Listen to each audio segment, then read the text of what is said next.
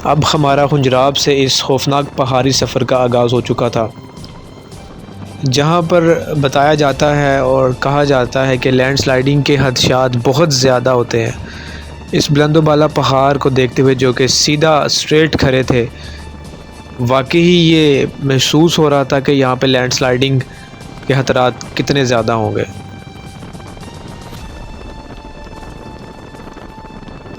हुंजराब के इन पहाड़ों के बीचों बीच गुज़रते हुए हमें उन इलाकों को देखने का मौका मिला जहाँ पर पहले से लैंडस्लाइडिंग की वजह से काफ़ी ज़्यादा नुकसानात हो चुके थे।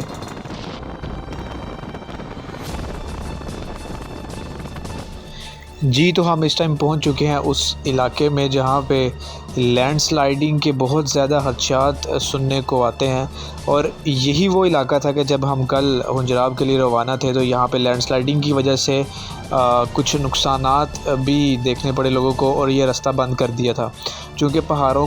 के ऊपर से बहुत बड़े बड़े पत्थर जो कि यहाँ पे गिर चुके थे, जिसकी वजह से क्रेनें वहाँ से पत्थर को हटाने में मसरूफ़ थी। अभी तो जैसा कि आप देख सकते हैं यहाँ से गुज़रने की इजाज़त है, लेकिन बताया जाता है कि यहाँ पर किसी भी वक्त लैंडस्लाइडिंग स्टार्ट हो सकती है। आप सोच रहे होंगे कि अचानक से ये शोर कैसा, जैसे कि दरिया की सनसनाहट हो। जी नहीं, ये दरिया की सनसनाहट या पानी की लहरों की आवाज़ नहीं, बल्कि लैंडस्लाइडिंग की खौफनाक आवाज़ थी जो कि हर एक के कानों में गूंज रही थी। जैसा कि मैंने आपको बताया कि ये वो इलाका है जहाँ पर अचानक से लैंडस्लाइडिंग शुरू हो जाती है। और जी, जैसे ही हम यहाँ से गुज़र रहे थे, अभी हमारी गाड़ी ब्रिज पर गुज़री ही थी कि अचानक से यहाँ पे लैंडस्लाइडिंग शुरू हो चुकी थी, और कुछ ही सेकंड्स के फासले पर एक गाड़ी जो कि यहाँ से गुज़र रही थी, वो बदकिस्मती से इस लैंडस्लाइडिंग का निशाना बन चुकी थी। लैंडस्लाइडिंग के दौरान वो यहाँ से गुज़रते हुए बड़े बड़े पत्थरों का निशाना बनी, जिसकी वजह से उसका फ्रंट शीशा जो कि टोटली क्रैश हो चुका था। यकीनन उन्होंने ये खौफनाक मंज़र अपनी आंखों से देखा होगा, जो कि सबके लिए ये इंतहाई खौफनाक था। बहुत सी गाड़ियाँ जो कि इस लैंडस्लाइडिंग को देखते हुए पीछे ही रुक चुकी थीं और इंतज़ार में थी कि कब ये लैंडस्लाइडिंग रुके और अपने सफ़र को वो दोबारा से आगे की तरफ बढ़ा सकें। लैंडस्लाइडिंग की रफ़्तार देखते हुए यहाँ के आबाई इलाके के लोग और यहाँ की फ़ोर्सेस इस इलाके को बंद कर देती हैं ताकि किसी भी नुकसान से बचा जा सके। लैंडस्लाइडिंग की वजह से ये गाड़ी का शीशा जो कि इस टाइम क्रैश हो चुका था,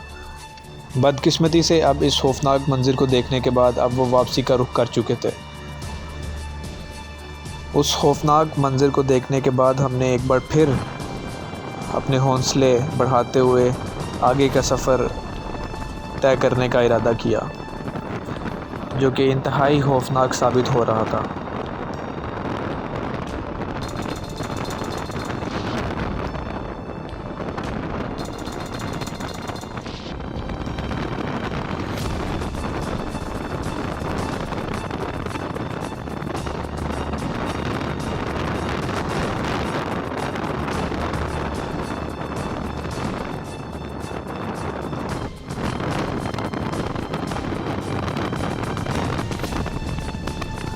हुंजराब पास करने के लिए सोस्त के आगे ये इलाका इंतहाई ख़तरनाक तस्वुर किया जाता है, जहाँ से पहाड़ों पर से किसी भी वक्त लैंडस्लाइडिंग का खदशा हो सकता है।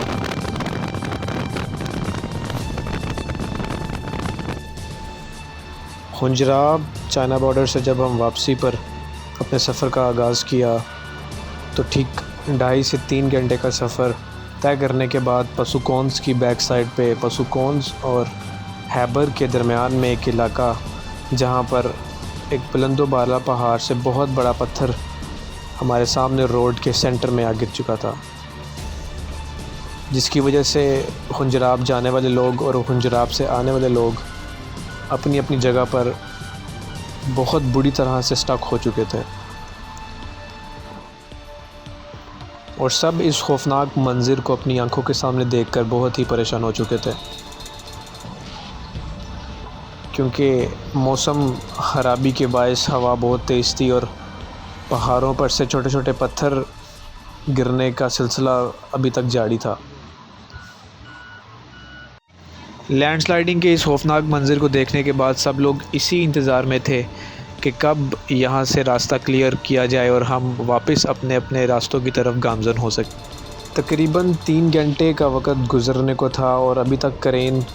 सिर्फ़ चंद ही पत्थरों को रास्ते से हटा सकी थी, लेकिन अभी भी 90% काम बाकी था। सब लोग क्रेन की तरफ निगाहें दुराए बैठे थे कि कब ये पत्थर को रास्ते से हटाए और हम लोग अपने अपने घरों की तरफ गामज़न हो।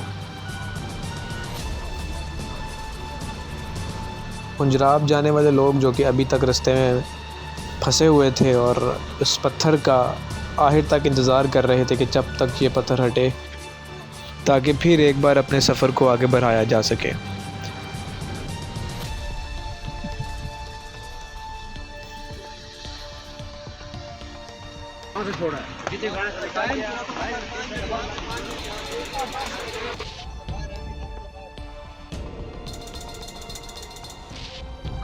बिलाहिर तकरीबन 8 घंटे के बाद रात 12 बजे